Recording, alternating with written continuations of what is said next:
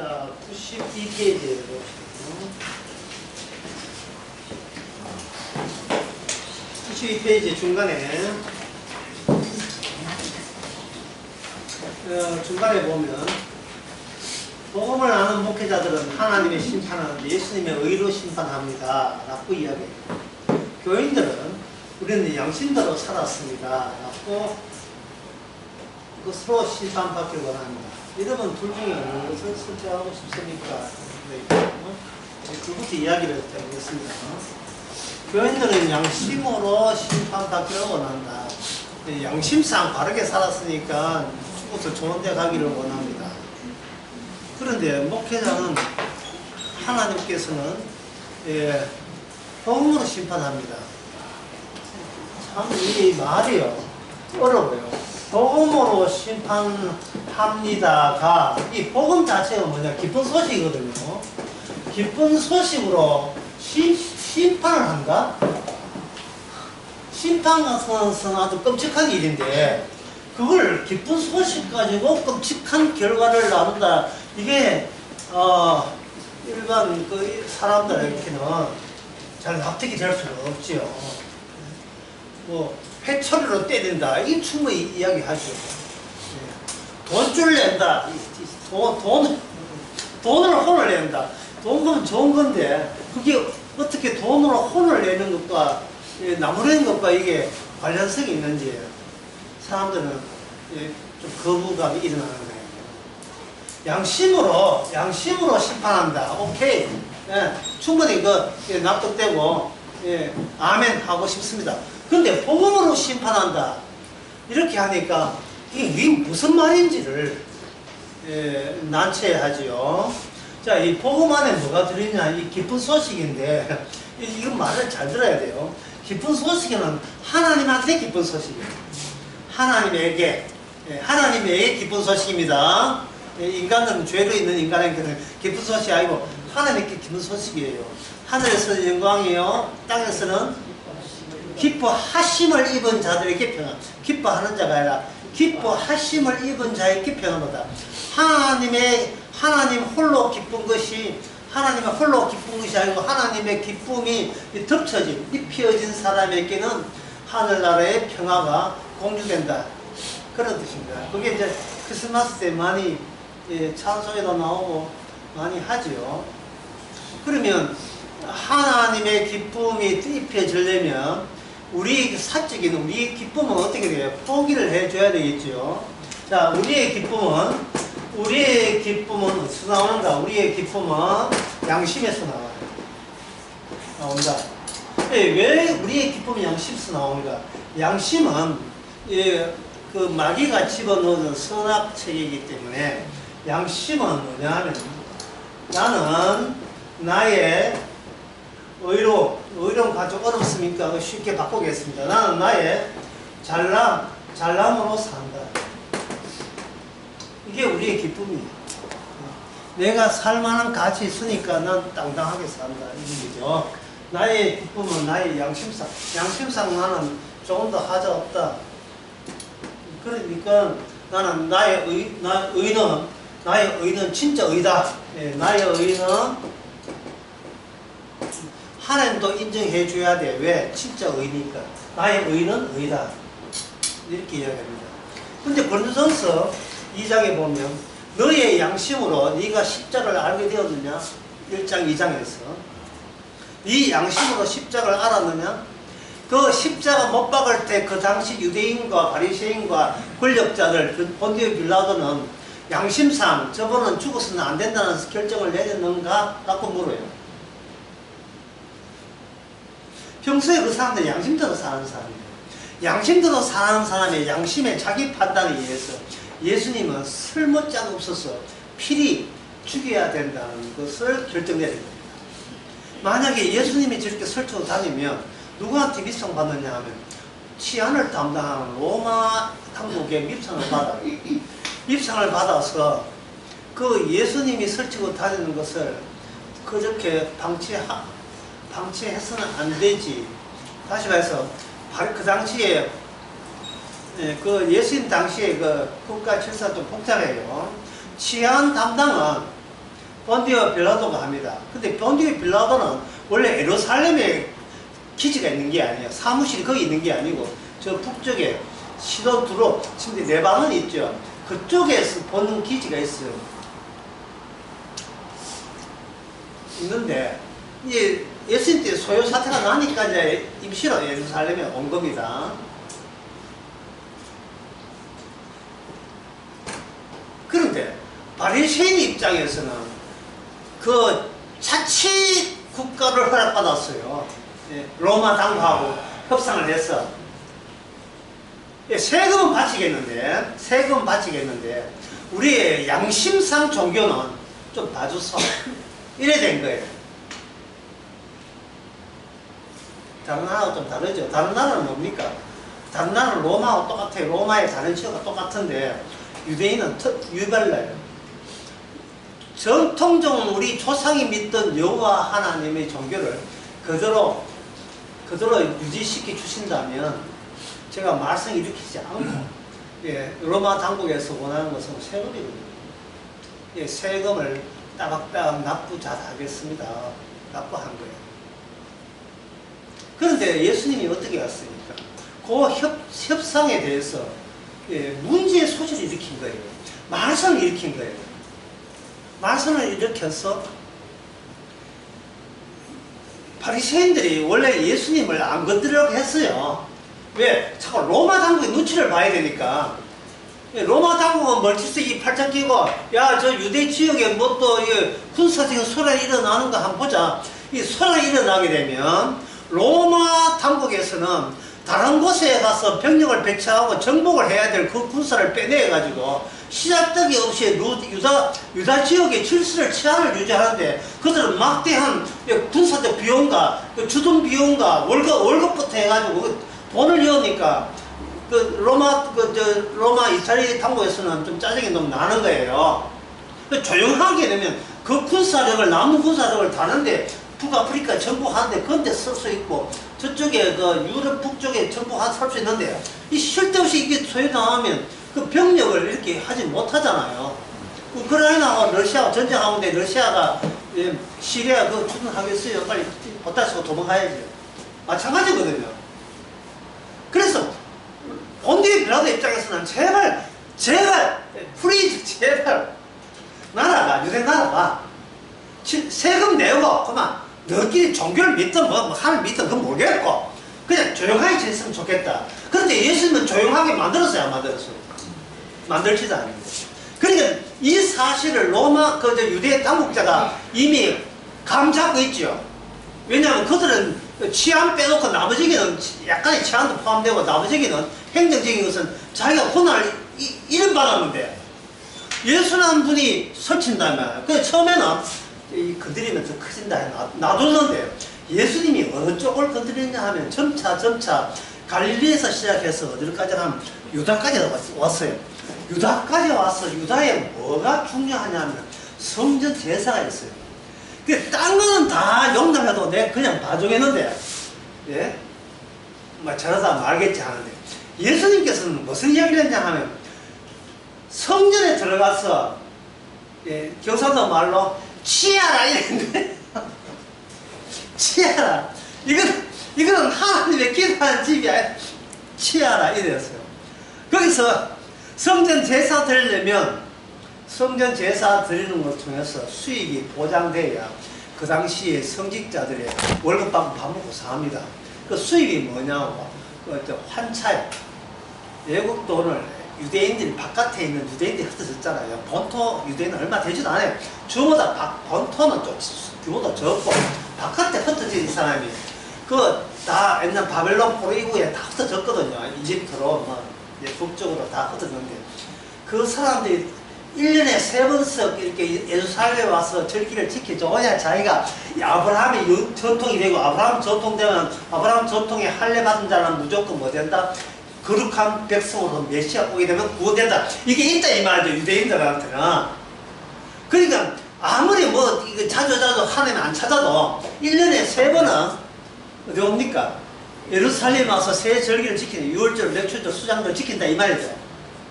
초막절도 그때 같이 지키고 수장절, 초막절 같은 날이에요. 지킬 때 양 걸고 그 멀리 가오겠습니까? 어떻게 하게요? 돈 들고 와가 그쪽에 일종의 산업이에요. 제사 산업화된 양을 해서 또 양을 하거든요. 그리고 성전에는 또 그들 돈 안 사요. 성전에 필요한 또 돈이 따로 있어요. 그 돈 가지고 바꾸치기 하면서 이윤이 남는 걸 가지고 그 당시에 그들이 가고 난 뒤에 이제 국가 바리새인 사두개인들이 또 바쁜 것도 살아야 되거든요. 일종의 종교란 이름에서 부과되는 잉여 가치를 종교에 전당하는 바리새인과 사두개인들은 그걸 빌어먹고 산다 이 말입니다. 그러니까 이건 뭡니까? 일종의 종교 질서잖아요. 종교 질서가 유지될 때 그들은 밥 빌어먹고 사는데 여기를 누가 흔들었나 말이에요. 예수님이 흔들지요. 그럼 바리새인의 입장이 뭡니까? 이거예요.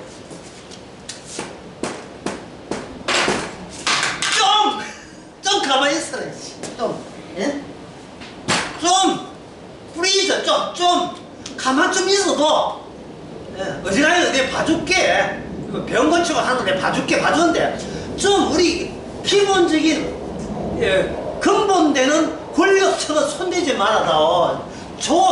제발 이런 뜻이에요. 그런데 예수는 봐줄 게 있기 없기, 슬슬 성전에 다 갑니다.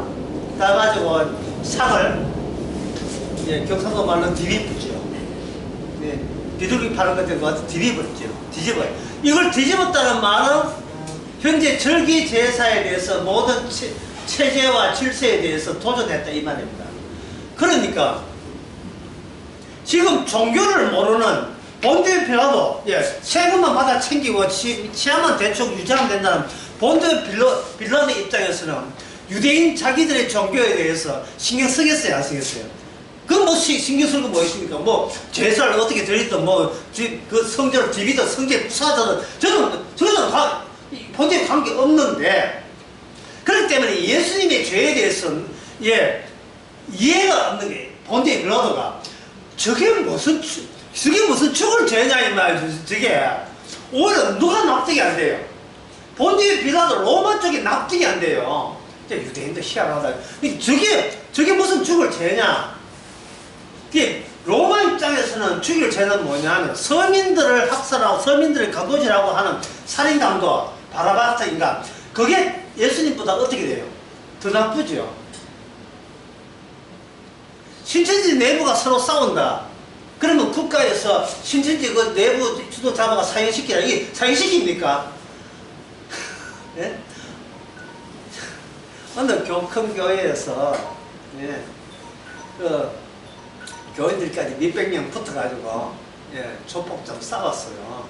싸운 거 뭐냐면 전임 목사가 났다, 후임 목사가 났다, 그것 때문에 싸운 겁니다. 근데 그게 굳이 경찰이 동원해서 체포해야 돼요? 할 필요 없지요. 그래서 경찰이 가가지고 서로 신고하니 가면 알아서 하세요. 그냥 와버리는 게 이게 본디오 빌라도예요. 그런데 유대인들은 죽여라 라고 합니다. 이게 요한복음 11장에 나옵니다. 이게 우리가 로마 눈치를 보니까 만약에 예수님을 한 사람을 죽여버리면 로마 당국에서 우리를 좋게 볼까 하겠습니까? 왜 알아서 질서 치안에 문제가 되는 인물을 우리가 알아서 치워버리니까 로마도 이쁨 받죠. 받으면 다음에 세금 협정할 때 유리하게 작용하겠지요. 저 유대인들은 무조건 로마한테 엎어졌다. 그러니까 우리가 너무 그에 대해서 너무 가슴하지 말자. 그러면 유대인이 얻은 이익은 뭐예요? 로마 당국에서 실제적인 힘이 적게 오게 되면 그들은 여호와 섬기는데 그만큼 자유롭지요. 이걸 원하는 거예요. 이걸.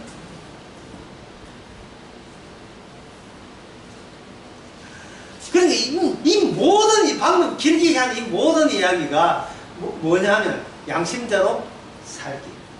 양심대로 하나님 믿고 양심대로 살기. 그겁니다. 그리고 양심대로 하나님 믿으면 거기서 뭐가 살아있다 했으니까 다시 한번 빨간 걸로 하실게요. 내가 살만한 가치가 내가 아직도 내한테는 남아있다. 왜? 내가 하나님 섬기는 그것은 하나님도 인정해 주신다. 이 보람으로 사는 겁니다. 여러분은 무슨 보람으로 삽니까? 복음으로 삽니까? 아니면 양심으로 사십니까? 자기 의로 사십니까? 아니면 복음 안에 있는 하나님의 의로 사십니까? 제가 이렇게 하면 목사님 둘 다 하면 안 돼요. 둘 다. 예. 둘 다 할 것 같으면 주님께서 성전 디비지 않았어요. 예수님 누구냐? 하나님이거든요. 하나님이 와서 인간들이, 예, 참 재밌는 게, 인간들이 이렇게 쉽게 하면 이렇습니다. 아버지 미국에 출장 가가지고 죽었다는 소식을 듣고, 그다음부터 그 부인 되신 분이 아내, 자식들과 함께 날마다 제사를 드린다. 여보, 내가 자식에게 잘 키웠으니까, 여보, 예? 하늘나라도 걱정하지 마세요. 당신 하늘나라 잘 가 있겠지? 오겠기 됐을까? 거기 잘 계십니까? 아까 어제 그걸 못해가지고.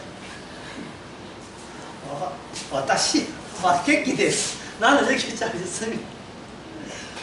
이렇게 사는데, 남편이, 오늘 제사 지낼 때 한 만명씩 제사 지내는데, 난 아저씨가 뭐라고요? 여보, 그동안 잘 있었어. 여기 왔을 때. 어떻게 됩니까? 놀라겠죠. 그러면, 죽었다고 했던 남편이 와서 제일 먼저 뭘 디비겠습니까? 제사장 디비잖아요. 그게 하나님 뜻이잖아요.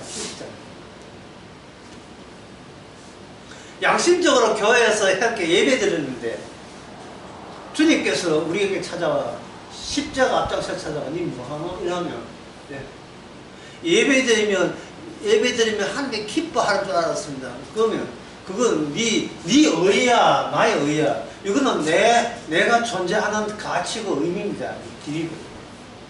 디비버리죠. 나의 의와 복음에 속인 하나님의 의가 이렇게 같이 공존할 수가 없습니다. 공존이 안 돼요.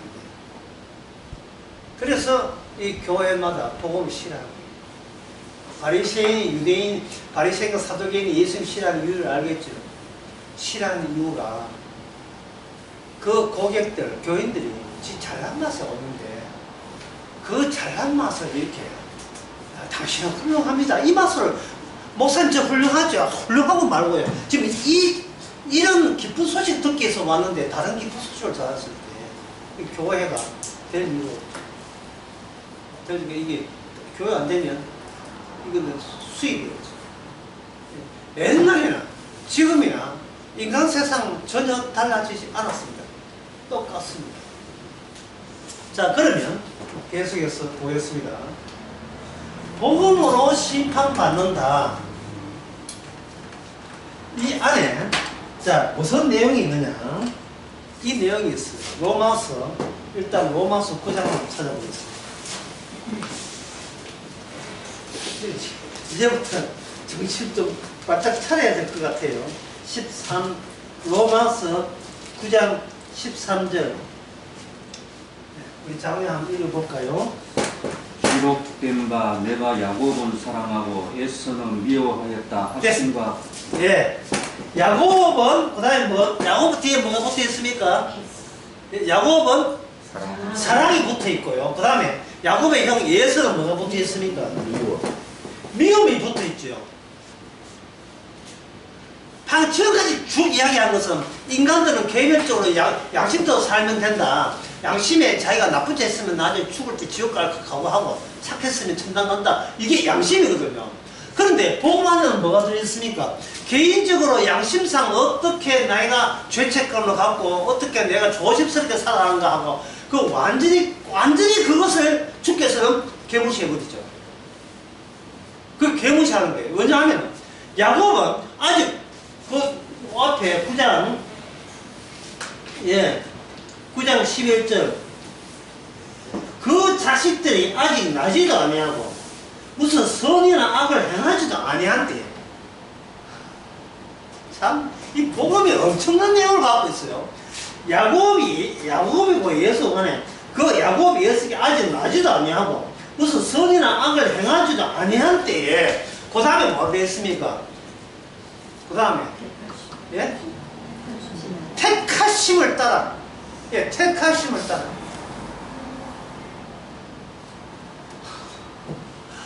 야, 진짜 미칩니다, 미쳐. 예? 미쳐요. 진짜 이거 제대로 알고 아는 목사 같으면요, 목회를 계속 해야 되나 말아야 되나 고민을 해야 돼요. 교인들은 양심상 내가 바르게 살았으니까 천국 내어줬어 이래 나오고, 보험자가 목사 같으면 하나님 입장에서 전하기 때문에 당신의 그 양심 활용 아무 짝도 소용없습니다. 그 정면으로 설교하면서 외쳐야 되고, 당신이 바르게 살고 착하게 사는 거 그거 당신 미래 아무 상관없습니다. 실없는 짓 해서 실없는 짓 이렇게 이야기해야 되고, 그래 이거 목회 글로 보면 이 목회 끝났어요. 끝났기 때문에 목회하려면 이게 어떻게 됩니까? 예, 위선자가 돼야 되겠죠. 이게 서로 섞이지 않은 내용을, 예, 눈치 안 채게, 교인들이 눈치 안 채게 섞여서 둘 다를 만족시키는 것처럼, 예, 설교를, 예, 해야 되겠죠. 왜? 그래야 지가 방구사니까.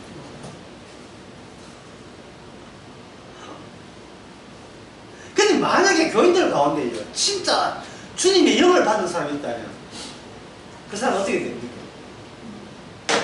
발작 끼죠. 발작 끼고.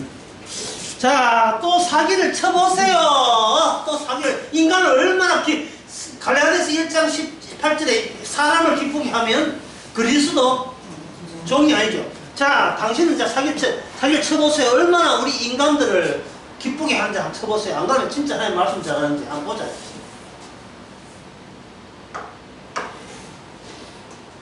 이게 왜 중요하냐면, 여러분 또 그런 사람 혹시 있습니까?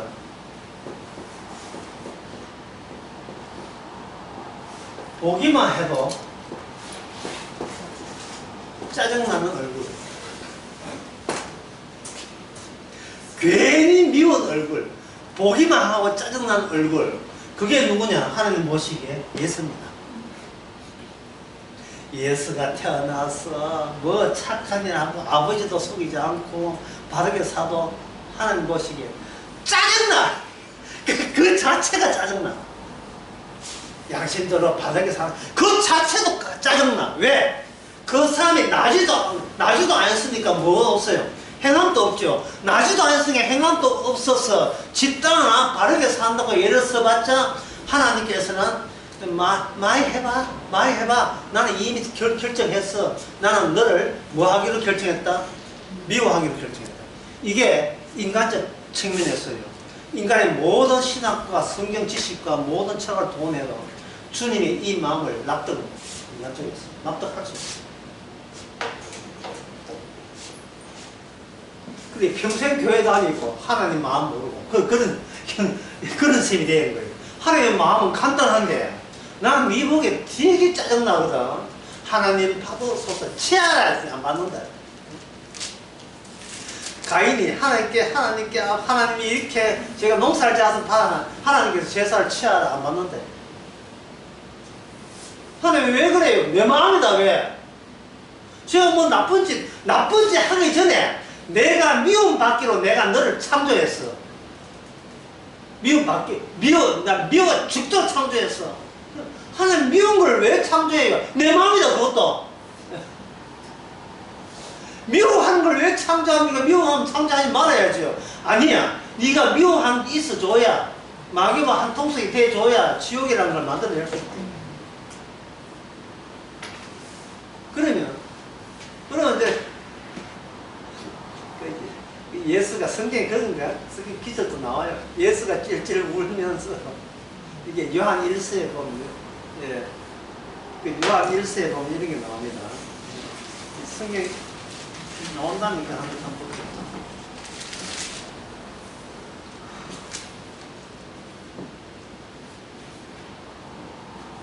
요한일서 3장에 가인 그것도 있지만, 예. 예, 지금, 예, 그 나중에 혹시 생각나면 찾아보고. 예수가 잘리고 난 뒤에 야곱에게 복이 들어갔잖아요. 찔찔 울면서 남은 복 없으니까 그때 이게 이제 창세기에 나오는 얘기입니다. 아버지 이삭이 어떻게 했습니까? 뭐 불쌍히 봐줬습니까? 아버지 이삭은 그 야곱의 사건을 통해서 하나님의 마음이 입수되었어요.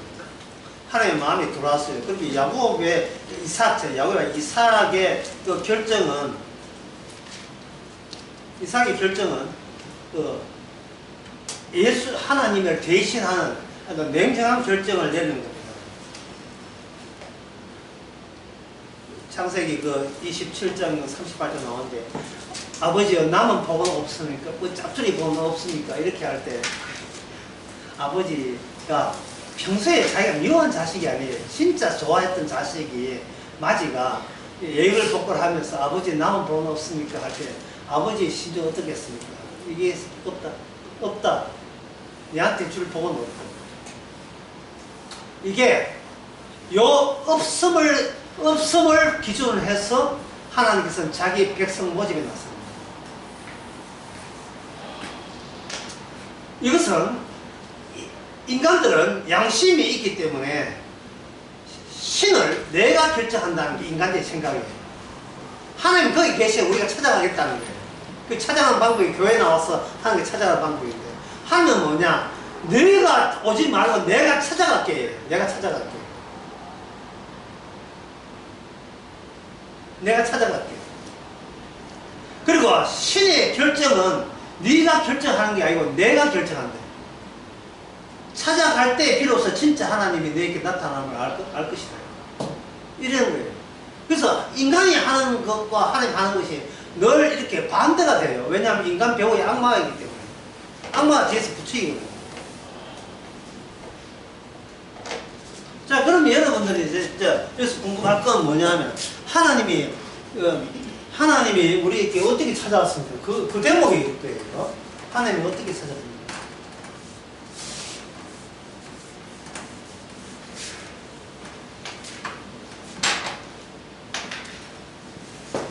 네. 순서를 알기 쉽게 하기 위해서 1번, 2번, 3번 번호를 할게요. 1번, 하나님의 찾아오심. 2번, 만남이죠. 하나님 만남하고 2번, 이별입니다. 헤어져요. 세 번째, 다시 찾아오심. 야, 이게 이상하지 않습니까? 한번 딱 아담의 해가 딱 만나서 가자 이러면 끝날 문제인데, 찾아오시고 중간에 뭐가 있어요? 예, 만남이 있으면 이별이 있잖아요. 헤어짐이에요. 이 헤어짐의 순서가 여기 왜 끼어드냐면, 헤어짐의 순서가 그것은요, 이 모든 인간이 양심, 다시 해서 배우의 악마죠. 악마의 마음. 양심, 선악체제. 그래서 선악체제. 선악의식. 양심으로 하나님과 헤어지지 않으려고 하는 게 이제 문제가 된 거예요. 여호와 섬기고 예수님 묻으면, 야, 예수님 우리의 랍비여, 이거 대상이 된 사람이 누구지? 제자들이지. 제자들에게 예수님 찾아왔잖아요. 그 예수님이 찾아올 때 계속 함께 있었습니까? 어떻습니까? 중간에 뭐가 일어났죠? 이별하죠. 헤어지죠. 왜 찾아놓고, 네가 사람 낭만 어부가 되라 해놓고, 그때는 뭐 같이 있을 것 같은데, 해놓고는 헤어집니다. 주님 따라가겠습니다. 따라오지 마. 어디로 갑니까? 너는 어디로 가는 것도 모르고, 내가 가는 것은 네가 와도 못 가는 것이다. 와도 갈 수 없는 것입니다. 예, 그걸 통해서 모든 제자들을 비롯해서 모든 인간들은 그 사람이 개조되지 않는 한 인간은 구원될 수 없다는 것을 분명히 보여줍니다. 그동안 개조되지 않는 마음으로 하나님을 섬겼던 거예요. 예수님을 찾았던 겁니다. 그러니까 주님께서는 자기 백성을 건지시기 위해서 인간의 힘으로 개조되지 않는 인간의 마음을 주님께서 오셔서 어떻게 합니다? 바꾸시게 하는데, 바꾸시기의 필수 절차가 헤어지는 거예요. 제자들에게 이렇게 샘플로 보여준 거예요. 그러면 저와 여러분에게는 이 헤어진 경험이 있습니다. 아무리 생각해도 헤어진 경험이 없는데, 그래, 만나지도 못한, 만나지도 못한 거 아니에요.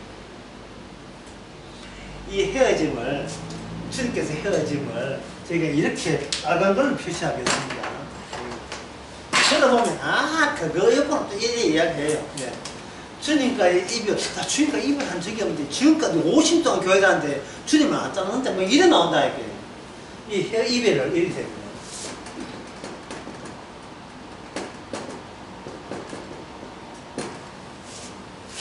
내가 나와 이별. 왜냐하면, 양심적으로 지 잘난 맛에 살다가, 예. 어느 날 교회에서 말씀을 본다든지 설교를 들을 때, 야, 내가 알던 나는 이게 지옥가를 하구나. 내 속에 양심이라는 거 알고 내 속에 십자가의 피가 들어와야 되겠구나. 주님께서는 나를 보호하는 것이 아니고 내 속에 오는 주님이 집어넣어준 주님이 다 이루심을 보호하는구나. 그런 것이 들 때 그때부터 여러분들은 이제는 내가 알던 나와 예, 이별을 하게 될 순간입니다. 내가 부모로부터 받았어. 많은 일가친척들한테 받았던 그 교육, 그 교육에서 다져진 나의 기억, 그 기억은 결국 천국과 아무 상관없고 내 잘난 맛에 유지되는 그 엉터리 나의 건데, 이제는 그딴 거 없어도 예수님의 피만 있으면, 피에 생명이 있으면, 내 살과 내 피는 생명이 있으면 나는 단호히 과거에 잘난 척 하던 나와 헤어져서 주님이 나를 다루시기를 원합니다 라는 느낌이 올 거예요. 이때는 노래 하나 불러줘야 돼요. 무슨 노래예요? 패티김의 이별. 어쩌다 생각이 나게, 어쩌다 생각이 나는 거예요. 옛날에 내 잘난 맛에 살던 내가 글쎄 어쩌다 생각나는데 돌았으면 또 생각나요. 5분도 안 되고 돌았으면 다시 옛날 잘난 나로 남한테 안 지려고 하는데 다시 또 회개하노. 걱정하지 마세요. 한순간 이거는 그때부터 내 이기주의 내 생각하더라도 뭘 느끼게 되냐 하면은, 이건 가짜다. 본인이 알아요. 예? 내가 남한테 안 꿀리고 안 지르고 남한테 어시되고 하는 건데, 이건 육신의 본성이니까 이거는 어째 죽을 때까지 계속 가고 있으면서도 보면은 그 낌새를 느낀다고요. 주여, 내가 맨날 하는 게 죄뿐입니다. 그래서 우리 교회 그 남자 집사람들 기도하는 거 보세요. 그 기도, 어떤 사람들은 기도하는 말 다 다르다 하는데 내가 똑같아요. 뭡니까? 항상 시작을 뭘 합니까? 주여, 내 같은 거 뭘 해도 뭐다? 죄입니다. 그 죄입니다. 이게 평소에 이제 안에 자리 잡은 거예요. 이게 자리 잡은 거예요. 사람 앞에 할 때는 그런 소리 안 하지만 하면 나올 때는 모자하고 부족하고 죄인 맞습니다. 이렇게 시작을 그렇게 시작하는 거예요. 시작을. 그러니까 그 말은 무슨 뜻입니까? 내가 죄만 있는 나와 이제는 내가 더 이상 나 밀어두고 싫다는 거죠. 뭐 겉으로는 안 그렇다 하지만 실은 나와 나의 이별과 헤어짐을 이미 각오가 돼 있는 사람. 주께서 후딱 부르신다면 갈 용이 돼 있어요. 아이고 지긋지긋한 이기주의 나. 예? 아이고 나 이것도 그게 위선적으로 사는 게 참 피곤해요. 예.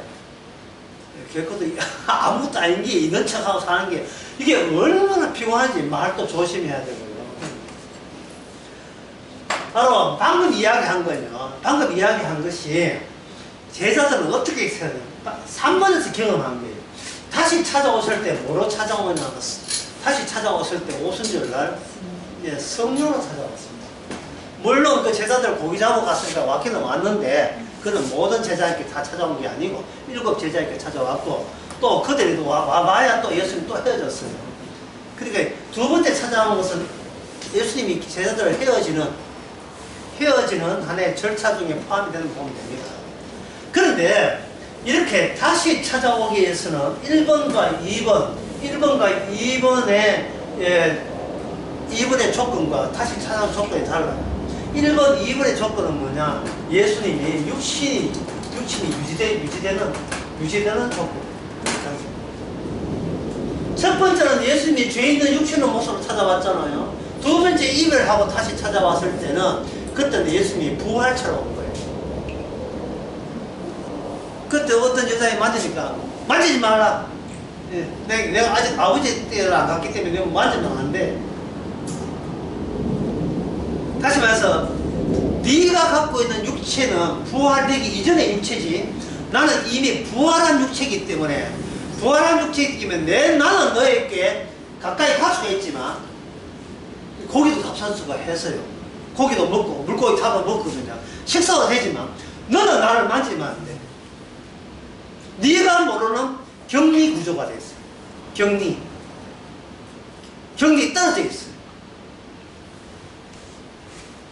자, 이 중요한 거 하나 나오니까 적어보겠습니다. 파란 걸로. 양심으로 구원. 양심 속에는 자기 의가 있습니다. 양심이 있다는 것은 나는 잘났다는 뜻이거든요. 양심으로 구원해서 복음으로 구원 사이에 격리되어 있다. 떨어져 있어요. 격리되어 있어요. 그런데 인간들은 양심으로 밀어붙이면서 격리된 걸 완전히 많이 무시하고 나는 복음으로 구원받았다 이렇게 하니까 주님께서는 그걸 수정하기 위해서 복음 이야기하고 야 우리들 이제 주님과 영원히 천국 간다. 예수님 천국 가면요 이 중에서 누가 오른편에 앉고 누가 왼편에 앉습니까? 쓸데없는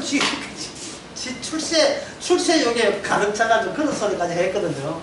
그런데 나중에 이별을 했을 때 예수님하고 우리하고 근원상 이게 같이 할 분이 아니구나. 감히 우리가 메시아 믿고 천국 간다는 게 이게 지금 내 주제 파악이 안 된 오바였다. 이게 탐욕이었다는 사실입니다. 그런데 주께서 뭡니까? 이 격리된 것을 휘져서 격리된 것을 타고 넘어오시는 분은 우리 쪽입니까? 예수님 쪽이에요. 얼마나 고마워요.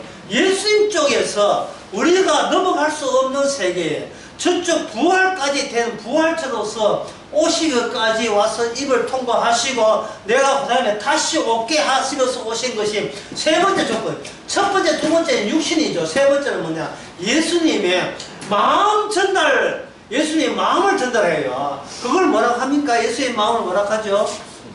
성령. 성령의 특징은 아버지와 예수님만 아는 그 비밀이라는 것을 그 비밀을 고스란히 그 비밀처럼 그 내용, 정보를 그대로 담고 자기 백성에게만, 네게만 준다. 이렇게 되는 거예요. 그럼 여러분은 이렇게 성령에 올 때 물어봐야 돼요. 주님, 왜 이 귀한 아버지와 아들만 아는 내용을, 미래를 왜 저한테 알려줍니까? 그때 내용이 바로 로마서 9장입니다. 네 사랑하거든. 네 좋아하거든. 주님, 부끄럽습니다. 제 한 꼬라지를 보세요. 이게 사랑받을 겁니까? 이렇게 하면 너는 무슨 짓을 해도 사랑이야. 이 땅에서 교도소 7번, 10번 왔다 갔다 해도 사랑이야. 왜? 나의 사랑을 먼저 설정하고 그 사랑의 대상으로 너를 만들기로 작정했거든요. 여기 택하십니다. 택하십니다. 그러면 뭐 제가 이렇게 나쁜 짓을 했는데 무슨 어떻게 제가 거룩한 곳에 갈 수 있습니까? 그 자체가 나의 의야. 그 자체가 나의 영생 들어있지, 하나님의 의가 들어있지, 주님의 희생 피 들어있지. 그보다 더 완벽한 의가 어딨냐? 너 자체가 뭐 넘어져서 뭐 이렇게 뭐 쇠와 부딪혀도 그 자체가 사랑이야. 하나의 선택. 저 사람은 왜 교회 안 나옵니까? 저거는 꼬라지가 보고 싶거든. 그 사람이 얼마나 남한테 이웃을 봉사하고 저희 아버지 잘 부모 섬기고 착한 일 많이 하고 남 배려하는데요. 배려하든 말든 그 얼굴 자체가 싫어 나는. 미워. 이게 하나님의 취향인데 어떻게 합니까? 어떻게 남의 취향을 우리가 함부로 할 수가 없고. 그래서 내린 결론은 뭐냐? 미워하는 자는 내가 필히 미워해줄게. 지옥까지 보낼 거야. 사랑하는 자는 무슨 짓을 해도 끝까지 사랑할게. 천국까지 보낼 거야. 이 결정이요. 이게 로마 에베소서 1장에 나오는 이야기입니다. 창세 전에 나는 예수 안에서 너를 예수님의 피로 구원하기로 너를 작정했다. 그 이야기입니다. 참 제가 상상해봐요. 큰 교회 가서 이 이야기를 그대로 한다 합시다. 예. 그 지금 몇 분 이야기 안 했잖아요. 벌써 저 뒤에 시끄러워요. 왜? 의자하고 나간다고 지금 출입구 복잡해요. 뭐라 합니까? 더 들을 거 없다. 더 들을 거. 뭐 하나님이 결정했다는데 막 짜증이 나가지고 막 얼굴 막 일그러져. 앞에 있는 장로성은 차마 못 나오고 이 귀를 막고 차마 나가려고 너무 머니까 장로도 안 닿고 뭐 이렇게 서서 머니까 막 억지로 삼는데 안 가면 휴대폰만 앉으시고 귀랑 막고 예 막 전화 막 하고 왜 우리가 할 걸 제시 안 하냐 우리가 할 걸 왜 우리 인간이 내밀 걸 왜 이야기를 안 해 왜 그걸 차단해 그 이유는 간단해요. 당신들은 하나님을 섬기는데 내가 잘한 걸 했을 때 하나님 보고 우리가 명령하는 거예요. 내 잘난 내니까 신이시여 빨리 다 받아. 날 때마다 받으란 말이야. 이 신아 기도하면 응답 받고 다 받아. 그걸 우리가 평소에 명령해 왔었어요. 참 이게 무서운 이야기입니다. 이 전쟁이 영적 전쟁이에요.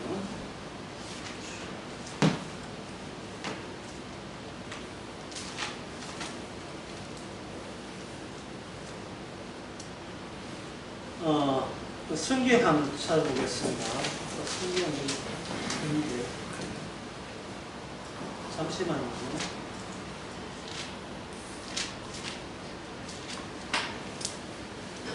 시편 96편 5절 시편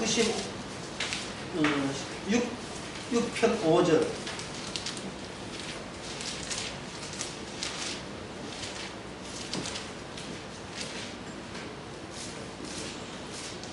누가 읽어보세요. 만국의 모든 신들은 우상들이지만 여호와께서는 하늘을 지으셨으니. 예, 보세요. 하나님을 언급할 때 그냥 하나님 내가 만국을 지었다 하지 않지요. 그 왜 다른 신들은 다 그런 이야기합니다. 뭘 이야기합니까? 하나님을 만들었다 하기 이전에 그 다음에 앞에 붙는 거 만방의 모든 민족들 모든 인간들이 생각하는 다 신은 다 뭐라고요? 헛것이라 했지요. 그러면 사람들이 뭐라고 했습니까? 그렇게 진짜 천지를 만든 하나님이 어디 있는데 할 때 이스라엘 합니다. 오로지 이스라엘 우리가 믿는 하나님이 진짜 하나님입니다. 그 하나님이 이스라엘 만들었다. 이렇게 이야기하는 거예요. 그러면 저 김용옥 같은 그런 작가는 뭐 합니까? 우리 한민족도 신이 있다 이래 이야기하죠. 왜 우리가 남은 나라 신 이스라엘 여호와만 신이냐? 우리 민족도 신이 있는데 이렇게 이야기한다는 말이죠. 한국 철학을 전공했기 때문에 그걸 동양 철학을 전공했기 때문에 그렇게 할 수 있잖아요. 거기에 대해서 뭐라고 이야기를 할 수 있습니까? 아까 공부한 대로 하나님은 이스라엘만 사랑했다 이래. 그러면 나머지 민족은 단골에 다섯들은 하나님께 뭡니까? 미워합니다. 보기만 해도 확 짜증이 확 올라. 보기만 해도. 자 여기서 이 양심대로 구원하겠다는 이 의도로 우리가 계속해서 밀어붙여 보겠습니다. 자, 오늘 교재 97페이지에 봅시다. 신론.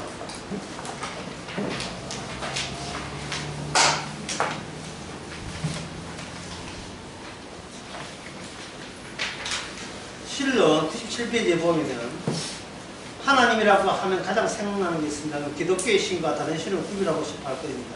교인들이 기독교에서 믿는 하나님과 다른 종교에서 믿는 하나님의 차이점이 뭐냐고 하면 어떻게 답변하시겠습니까? 기독교에서 믿는 하나님하고 다른 신의 차이점이 뭐냐고 물으신다면 이 교회 오래 다니는 사람은 있으니까 이 답변이 가능할 것 같은데 뭐라고 답변하겠습니까? 천지 만물의 창조. 그건 다른 신도 이야기 다 해요. 그 힌두교도 그렇게 이야기해요. 예, 불교의 미륵신도 그렇게. 그러면 천지 만물을 창조했다. 네, 다 그래 이야기합니다. 예. 특히 그 불교의 미륵신. 예, 부처 말고 또 있어요. 다시 오는 미륵신이 있어요. 그러니까 부처의 삼일체. 미륵신은 뭐냐? 천지를 다시 재림하는 신이에요. 아이디어가 똑같이요.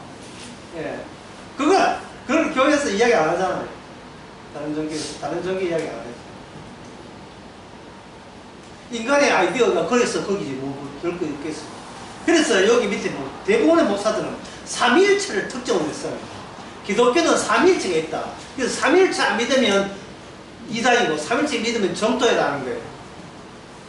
근데 그 삼위일체라는 아이디어가 플로티누스라는 철학책에 이미 나와 있어요. 그 사람은 기독교 신자 아니에요. 신이 삼위로 되어 있다는 이야기를 그 전부터 헬라 철학에 다 나와 있는 이야기예요.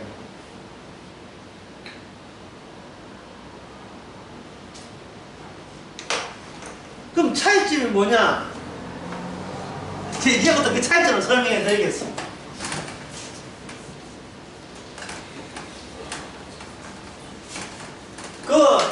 다른 신을 믿는다는 그걸 이제 뭐 종교 신이 뭐냐 그렇게 제가 하지 않겠습니다. 왜냐하면 인간의 그 종교가 어디서 나왔는지 그 뿌리부터 설명해 보겠습니다. 자, 지금부터 이야기하는 것은 저희 복을 모르는 사람들이 세상을 자기를 어떻게 표현하는가 그 점에 대해서 말씀드리겠습니다. 세상에 모든 사람들이 나온 이야기예요. 예. 인간은 힘들다. 출발. 인간은 힘들다. 사는 것이 힘들다. 맞죠? 사는 게 힘들죠. 가만히 있으면 돈 막 하늘에서 나오는 거 아니잖아요. 사는 게 힘들죠. 힘들다 보면 노동하다 보면 온 몸을 다 소비를 해야 되니까 나중에 나이 들면 어떻게 돼요? 안 망가지는 것이 없이 다 망가졌죠. 포신하게 살아서 망가진 게 아니잖아요. 감 따닫고 이렇게 넘어지고 예, 뭐 공장에서 뭐 일하고 이 때문에 힘들잖아요. 그렇게 힘든 건 맞잖아요. 이건 이거 한다고 해서 신자 불신자에 구분 됩니까? 구분이 안 되죠. 지금 제가 말씀드리는 건 어디서 구분되는가를 뭘 제가 알려드리는 게 어디서 구분되는가. 예. 그래서 인간은 힘들다. 맞죠? 힘든 이유는 이제 서울서 그 불신자들이 자기 나름대로 연구한 걸 이제 펼쳤는데 저도 펼쳐보겠습니다. 힘든 이유는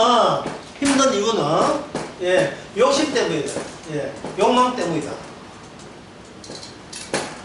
맞죠? 예. 수프 하나 하면 되는데 괜히 수프 2개가 망하잖아요. 그렇죠? 그게 왜 했습니까? 아니, 수프 하나 하고 장사를 잘 했다. 그러면 밥 먹고 살아요. 근데 사람의 욕망은 밥 먹고 살면 거의 끝입니까? 집에 개도 밥 먹고 삽니다. 살 먹고 살아요. 개가 아니고 인간일상은 그냥 먹고 사는 것이 사람 전부가 아니잖아요. 그 짐승들도 그렇게 하잖아요. 짐승도 개 들고 걸어가면서 먹고 챙기고 그렇게 온유 개처럼 이게 뒤집어 자고 팔자 좋죠. 팔자 좋으면 니도 그렇게 살아. 예?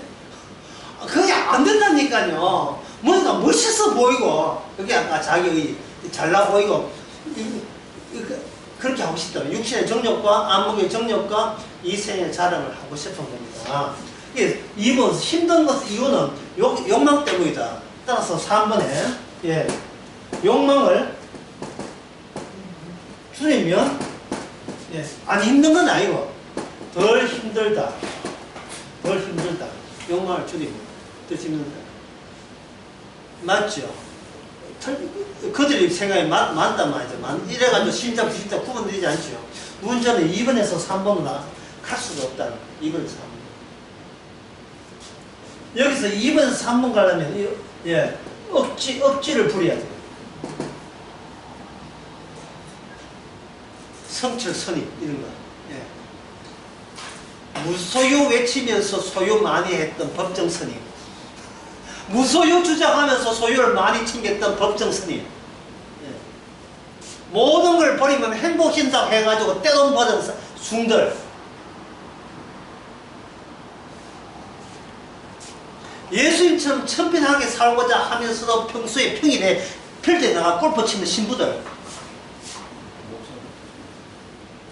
목사들이야 뭐, 예, 목사들이야 당연히 그런 거고, 목사들이야 뭐 천변한 사람 그런 소리 하지 않습니까? 목사의 목적은 교회 성장이에요. 바르게 사는 게 아니고 교회를 키우는 거예요. 교회를 키우는 거예요. 목사가 잘 키우면 위대한 목사가 되는데, 신부는 그게 아니고 월급을 그걸 주니까 또 이제 돈 욕심은 없지만 이거 골프 치고 뭐 이런 욕심도 있어요.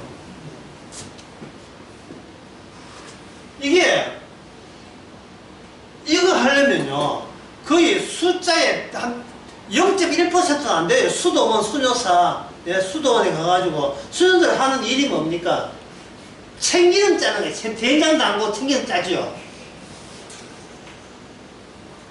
일반 공장에서는 참기름 짜려면 예, 노자를 월급 줘야 되잖아요. 근데 수녀원 참기름이 왜 그렇게 질 좋고 값이 낮으냐? 값이 안 맞아요. 예. 자기 수공비, 예. 수녀원 관리, 전기세 이런 것도 내야 되잖아요. 복장은 청빈하지만 예, 참기름 팔려야 될 텐데, 참기름 팔려. 된장 팔게 그냥. 세상에 아무리 억지를 불러도 이 욕망이라는 게 어떤 특징을 하냐면, 누르면 누를수록 반발이 너무 더 세게 돼 있어요. 반발이 더 세게 돼 있어요. 장모님은 욕심을 눌러본 적 있습니까? 한번 넘어졌었으니까. 예. 이게 점점 이게 너무 눌러버리면요, 나중에 뭐가 되는지 아까도 말한, 예.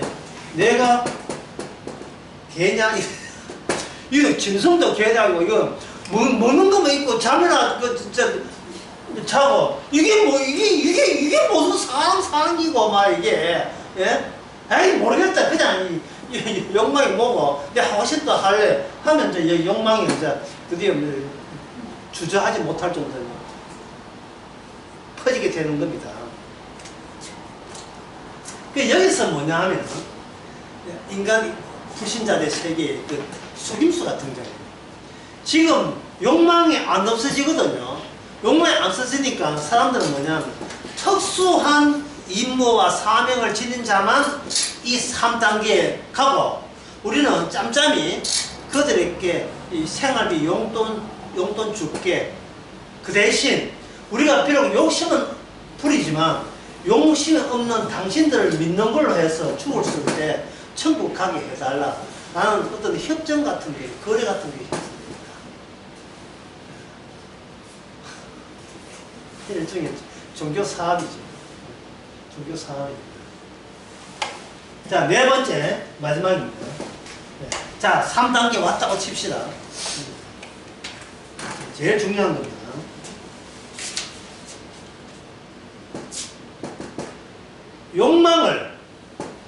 욕망을 줄였으니 이것을 의롭다고 해줘.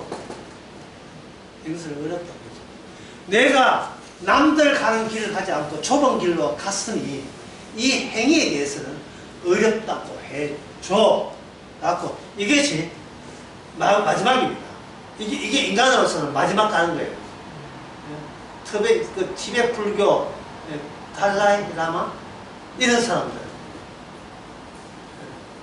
베트남에 뭐 이런 거 뭐 무슨 또 불교 거기 하여 있어요. 또 인도에 또 도사들이 또 한도 인대 도사들 한 10만 명 넘으시고요. 그 도사들. 우리나라에 유명한 뭐 이렇게 혼자서 조합을 하다가 죽었던 그런 도성들. 지금도 수도사 수녀원에 자신해서 자발적 수감을 하고 있는, 자발적 귀양살이 하고 있는 사람들 있잖아요. 그런 사람들. 그런 사람들이 끝은 이겁니다. 불신자들 대단해 보이지만 이미 우리가 파괴돼요. 욕망을 줄이는 걸 그걸 뭐로 해달라? 나의 의롭게 해달라. 나의 의롭게 해달라. 그러면 이 사람들을 알아보는 특징이 있어야 되겠. 야, 이 정도 경지 대단해요 하려면 이 사람들은 어떤 특질을 했느냐 하면, 이건 약간 어려운데요. 어떤 특징이 있는가?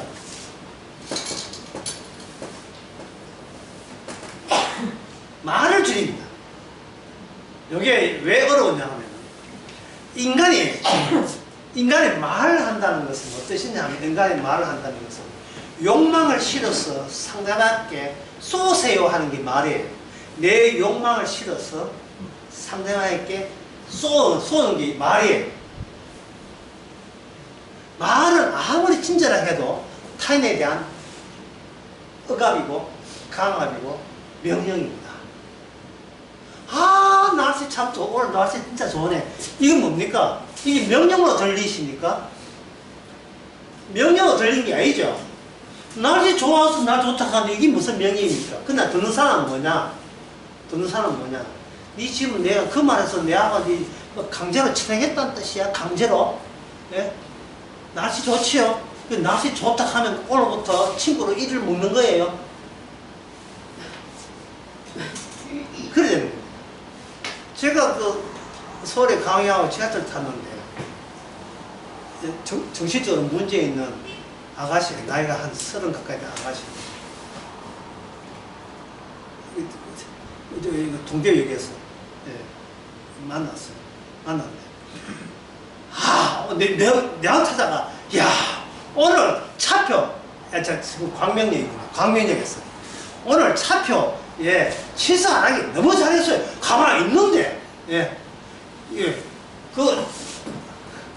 또 철도공사에서 취소하라고 했는데 나 안 했어요. 안 했더니만 탈 수 있었어요. 이러고 있다고.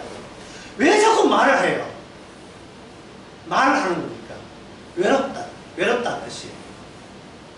외롭다는 말을 뭘 하냐면, 이제부터 내 말을 맞장구를 쳐달라는 지시와 명령입니다. 인간은 말을 할 때는 항상 자기 욕망이 실려 있어요. 그러면 욕망을, 네 번째 단계, 욕망을 포기한 사람은 어떤 특질을 갖고 있습니까? 세상에 있는 모든 걸 끊어버리니까. 끊어버리는 방법은 뭡니까? 누구한테 끊어버리는 방법은? 말을 안 해요. 말을 안 해요. 그럼 누구한테 말해요? 하나님께 말을 하는 거예요. 그래서 뭐였어? 최소한의 노동과 수입을 보장하면서 하루 종일 하는 게 뭐냐? 기도하는 거예요. 기도하는 거예요. 이게 그 정도 수준이에요. 이건 모든 종교가 다, 불교도 그렇고 기독교도 그렇고 천주교도 그렇고 이 사람도 그게 신비주의에 또 따로 있어요. 이 사람도 마찬가지예요. 그들이 연구하고 연구해보니까 세상과 단절하는 방법은 간단해요. 말을 안 하는 겁니다. 말을 하게 되면 주고받으면 세상에 신경을 쓰니까. 그럼 말을 안 하는 동시에 또 말이 들려서는 안 되겠죠. 그럼 집안에 뭐가 없어요? TV 없어요. TV. 그러니까 휴대폰 얻으니까 알아서 지가 휴대폰을 사지를 안 해요. 다 끊어버립니다. 끊어버리고 그 누구와 통화합니까? 하나님과 대화할 때. 그때 그 모습이 너무나 고결하고 장렬하기까지 하는 그것에 감동해서 오는 그 천주교 신자들이 간간히 몰려줘요. 후원금을 해서 저 사람을 저래가 굶어 죽으면 큰일 난다 싶어서 챙기를 팔아주고 된장 팔아주고 간간히 연보해가지고 저렇게 나의 이상적인 4번의 단계를 바라보는 그 좁은 하에 나는 세상을 바라보지 않고 4번 쪽, 천국 쪽을 바라봤기 때문에 하나님, 제가 돈 벌고 이렇게 막 살아도 좀 봐주소! 예! 나는 이런 부분과 한패라는 느낌을 내가 갖고 있으니까 그런 식으로 뭐 근데 종교 공동체가 형성되는 거예요. 종교 공동체. 참 어떻습니까? 사람 사는 방법도 가지죠. 예. 또는 성격상 이런 취향에 맞는 게 있습니다. 이런 취향도 맞는 게 있습니다. 자, 이제 두 가지를 이야기하겠습니다. 두 가지를. 이제 4번까지 이야기했죠. 그러면 복음을 아는 사람은 4번 뒤에 오겠습니까? 그러면 완전히 격리되겠어요. 격리된 1번, 2번, 3번, 4번 다른 조건. 다른 조건이 뭐냐? 다른 조건이 뭐냐? 이겁니다. 욕망 아니고 여기 지금 여기 1번, 2번, 3번, 4번 보세요. 이것은 욕망을 뭐로 봐요? 죄로 보죠. 그러나 복음의 책에서는 욕망이 죄가 아니고 주님의 선택하심을 받아들이지 못하는 이미 선악체계 자체가 죄가 돼요. 어렵습니까? 내가 욕심을 갖고 있다는 게 죄가 아니라 우리는 이미 양심적으로 이거 욕심이 죄다라는 의식을 갖고 있다는 그 자체가 이거 백날 고백해봐야 하나님하고 호소해봐야 대화해봐야 이거는 그냥 이 모습이 죄입니다. 이 모습이 죄예요. 따라서 이쪽 세계 복음의 세계에서는 죄는 인간의 입으로 해결됩니다. 안 됩니까? 해결이 안 돼요. 태어났던 것 자체가 우리의 본성이 태어나야 안 됩니다. 해결이 안 되면 그 방법은 뭐냐? 해결 안 하면 돼요. 이게 복음의 책입니다. 참 쉽죠? 1번, 2번, 3번, 4번 안 해도 돼요. 그냥 죄인이면 뭐로 삽니까? 죄인이면 죄인답게 뭐로 산다? 죄인으로 살면 돼요. 너무 쉬워서 안 받아줘. 이 말은 뭐냐 하면 어떤 아주 어렵게 이야기합니다. 이야기 끝나면 보면 어렵게 이야기하겠어요. 죄지, 죄입니다. 죄인데 죄의식을 굳이 가질 필요가 없다 이 말이에요. 여기서 죄의식과 죄가 구분됩니다. 우리가 존재 자체가 죄이기 때문에 여기서 죄의식을 간다는 것이 이 죄의 개념을 방해하는 바가 돼요. 저는 부족하고 너는 죄밖에 없습니다. 주께서 그래서 왜 하라? 그런 소리 한다고 뭐 내한테 뭐 좋은 평가해 줄 줄 아느냐?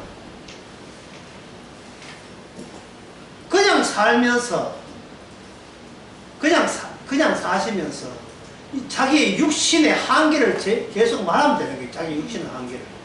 뭐냐면 아무리 예수 보려고 하지만 내 힘으로 내 인생 처리가 안 된다는 사실을 아는 겁니다.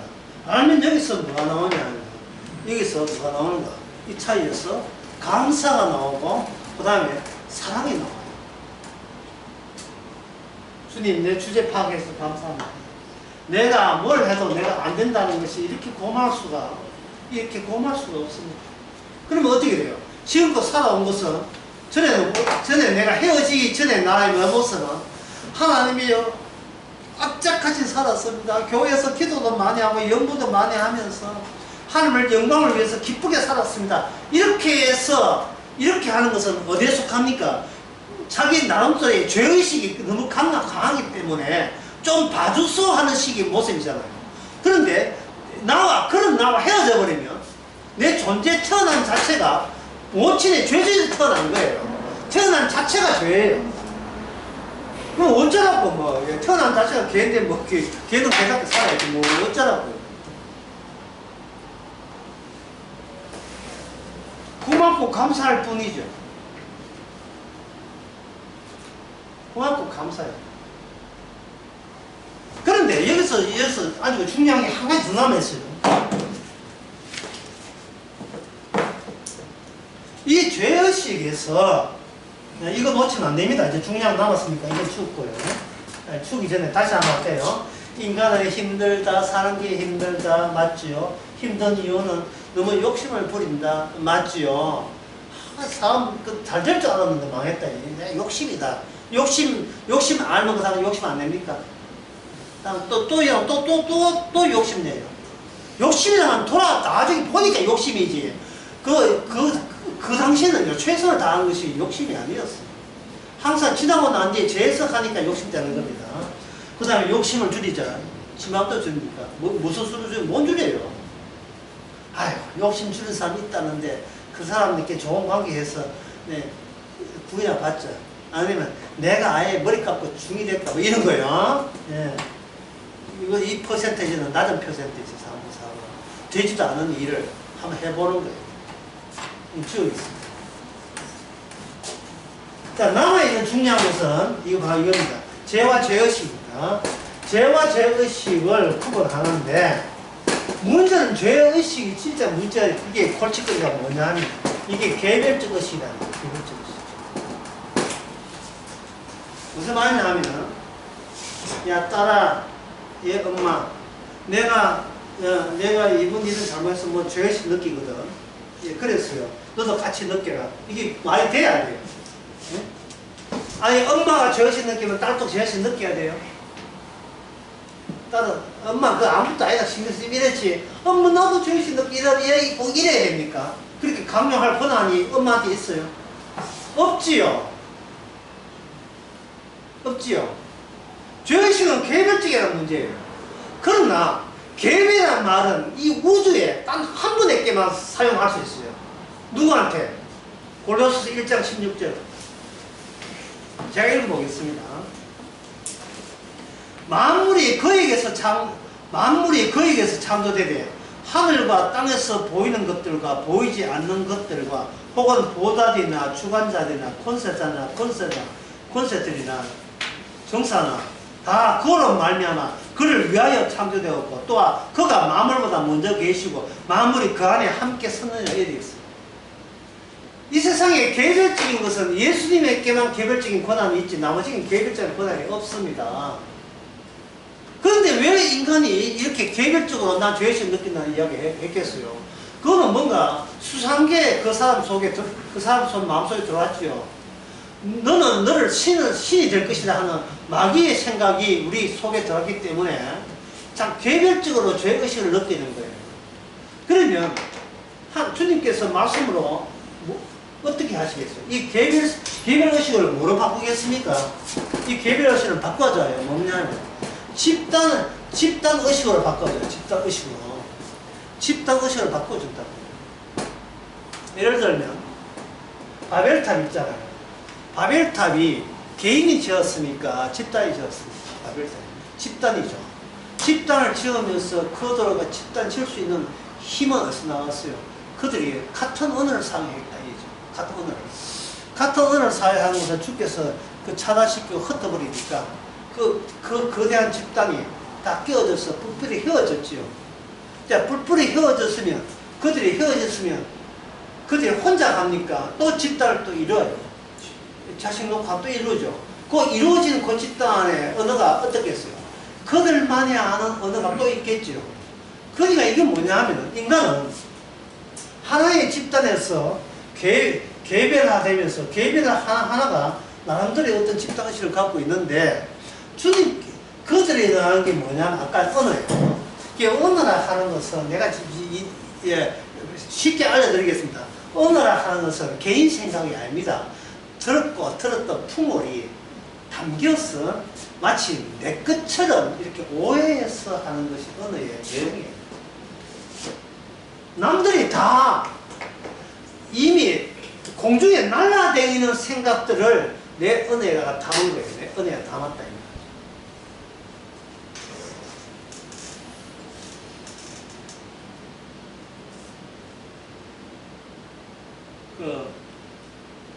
프랑스의 그 코어 브랜드 여성들 루비똥 있죠. 루비똥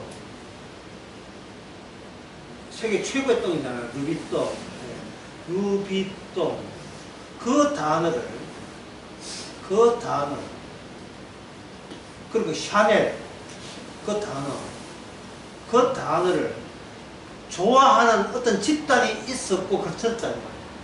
그때 어떤 여자 의사부인데 샤넬이 샤넬이 무슨 개념인지 몰라요. 왜? 그쪽에 사치하는 데 대해서 전혀 신경을 못 쓰고, 예, 맨날 직장에서 운동만 시고 또 찾아다니 바빠가지고, 샤넬이 좋다 나쁘다가, 그게 뭐, 그 샤넬이 뭐야? 나이 40이 넘어도 샤넬을 못 들어본 그런 여자분이 있다는 걸 여러분 상상되십니까? 실존 인물입니다. 실존에 있어요. 근데 이 말은 뭐냐면 내가 쓰는 언어에 나의 관심사가 담긴다 이 말입니다. 근데 그 관심사는 나만 아는 개별적인 것이 아니고 집단적이에요. 그럼 이제 교회 갔다. 교회 가니까 사람들이 교회의 그 교인들이 그 집단적으로 공유하고 있는 관심사가 있을 게 아니겠습니까? 예를 들면 어떤 분은 기도원에 와서 기도를 했더니만 세상에 암이 나왔고 막 차씨 갑자기 떼돈을 벌여가지고 엄마 이거 해주세요 이마 집 사서 이렇게 차 사 이렇게 뭐 이래 차까지 또 사줬어요. 차까지. 근데 우리가 그래서 역시 내 기도 빨리 먹어졌구나. 그러면 교회 가면 교회 선배들 있을 거 아닙니까? 선배들이 들려오는 건 뭡니까? 누구의 이익을 위해서? 내가 하나님께 효과 받다는 이야기에 그게 지금 교회 내에 통용되는 모든 개념 은혜에 실린다 말이죠. 실린다. 목사님이 여러분 올해는 꼭 전도하셔야 됩니다. 교회는 키워놓고 이게 빈자리 보세요. 부끄럽지 않습니까? 라고 그걸 보고 가슴이 찔러서 기도를 했더니만 내가 원래 10명 전도했다고. 예. 어떻게 전도했는데 간절한 마음으로 중보기도 했더니까 10명 전도했다. 자, 이런 거 왔을 때 그게 교회 가면 듣긴다 이 말이죠. 듣기거든요. 어떤 사람은 또 내가 암에 걸려가지고 참 힘들게 산다. 이런 겁니다. 네. 지금이 9월달인데 의사 선생님이 3개월 동안 3개월 못 산답니다. 그러면 내년은 당신을 볼 리가 없네. 요거 어느 영화의 대사거든요. 이게 뭐냐 하면 영화의 대사인데 여기 어렵게 함축하면 이렇습니다. 인간의 시간 질서예요. 시간 절차. 인간의 시간 절차에 대해서 하나님 안 봤습니다. 지금 9월달인데 3개월을 못 사니까 내년은 못 보겠네 하고 자기 사랑한 사람한테 그런 이야기하는 대목이 나온다 이거. 근데 이 시간 절차가 하나님한테는 안 통해요. 하나님은 시간이 있어요 없어요? 네가 누구냐가 중요하지. 네가 몇월 달 병 걸리느냐 몇월 사는 그거는 인간들의 관심사지 주님의 관심사가 아니에요. 그러면 주님의 관심사가 담긴 언어가 뭡니까? 이 성경이죠. 이 성경이 보면 시간이 흐르지 않는 내용을 담아있다 이 말이죠. 근데 인간은 그것도 모르고 시간 절차를 계산해가 자기가 건강할 것을 계산해서 이 성경을 보니까 성경이 어떻게 나올 수밖에 없죠. 이런가. 주께서는 뭐냐? 사랑하는 택한 자, 야곱은 무조건 사랑해요. 그 예수는 무조건 미워해요. 이런 두 분류를 놔두고 사랑하는 자에게 뭘 줬습니까? 하나님 나라에 통하는 개념을 담아서 이 성경을 줬다 이 말이죠. 근데 인간은 뭡니까? 인간은 시간 절차 내 잘되겠어 오겠지요. 그때 중간에 누가 끼어든가? 이 경기를 성령님이 끼어들어서 뭘로 바꿔줘요? 내 위주의 성경 해석을 주님이 다 이루었다는 성경 해석으로 바꿔줄 때 그 집단이 뭐냐? 택한 집단이고 천국 가는 집단이에요 이 말입니다. 천국 가는 사람은 말 자체가 내용이 다른 게 같이 실려요. 다른 게 다 이루었다 이런 내용. 내한테 보기에는 내가 많이 미흡하고 내가 많이 모자라지만 주의 말씀에 십자가에서 하는 말이 다 이루었잖아. 그 소리 딱 듣고 난 뒤에 이 부비똥 그런 거 안 사도 생기는 그것보다 몇 배나 더 큰 사랑과 기쁨이 감사가 오게 날 때 또 주께서 또 다녀가셨군요. 또 주님께서 또 손댔군요. 네, 새로운 나에게 손댔군요. 옛날 너와 이별하고. 그래서 여러분에게 끝으로 말씀하십니다. 성도는 작별합니다. 작별하지 않는 게 아니에요. 성도는 작별합니다. 안 웃는 거 보니까 한강이라는 작가가 전 책 이름 몰라요. 작별하지 않는다 했잖아요. 성도는 매일같이 이 세상과 작별합니다. 그 작별할 때 섭섭하다? 아니죠. 고맙고 감사하고 주님의 사랑을, 잃어버린 사랑을 다시 느끼면서 기꺼이 주님께서 쓰신 대로 쓰시라고 하는 성도의 고백이기를 바랍니다. 기도하겠습니다. 하나님 아버지,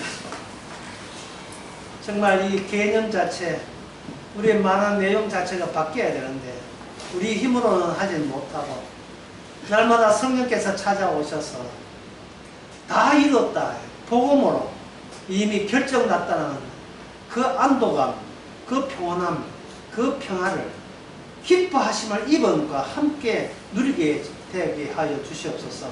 예수님의 이름으로 기도합니다.